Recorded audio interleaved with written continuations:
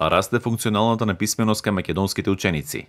Тоа во разговор за Гласот на Америка го кажува професорката од Педагошкиот факултет Анета Штериовска-Митреска. За жал тие резултати се потврдуваат и на националните тестирања, односно на националните следења на писменоста.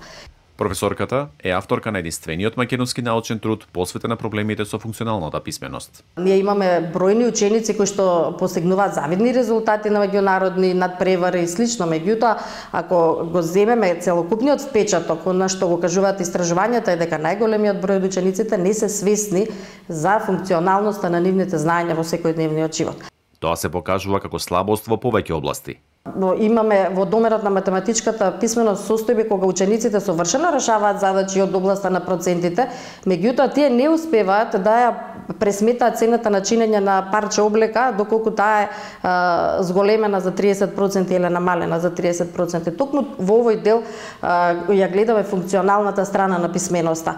Честото користење на социјалните мрежи довело и до нова појава кај учениците. Во писмените и пишаните состави на учениците среќаваме нижење на зборови. Значи учениците ги редат зборовите без да ги организираат во една логична мисловна целина. Во нивните, да ги наречам, текстови кои што можат да зафатат и две страници, нема ниту една точка, нема ниту една запирка. Сето тоа е негативното влијание на овој начин на комуникација врз нивното основност на писмено изразување. Една од причините за слабите резултати е и тоа што постои одреден јас меѓу македонското образование и тоа што се бара на меѓународните тестирања. Во нашата наставна практика речиси и до оваа година речиси да не се интерпретира информациски текстови, научно-популарни текстови, инструкциски текстови. Изборот на содржини мора да биде во склад со она што го бара светот, она што е актуелно во глобалното општество. Меѓутоа ние не смееме и да го заборавиме нашиот национален идентитет, нашата традиција. Сето тоа всушност се вградува во личноста на ученикот и понатаму представува основа за негов понатамошен растеж. Посочува и на слабости во изведувањето на наставата.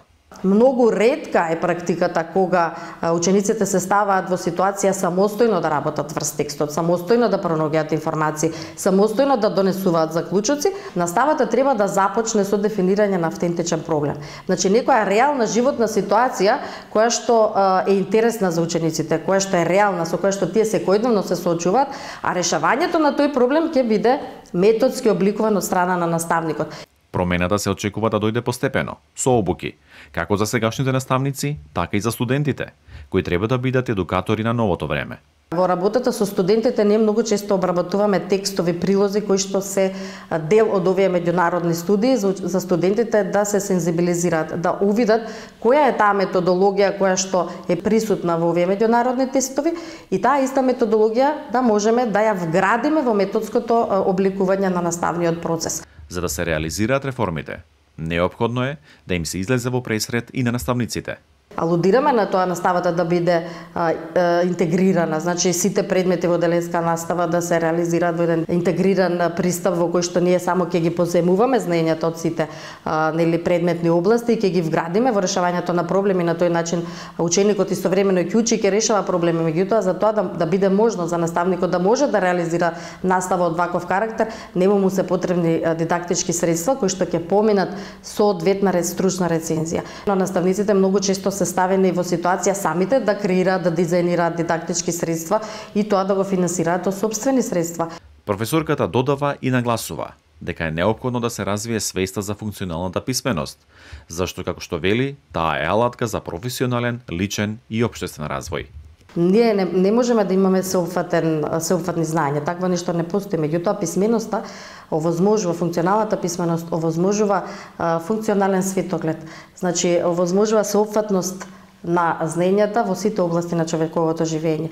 И функционалната писменост може да се развива само тогаш кога учениците се ставени во ситуации кога умот нема граници.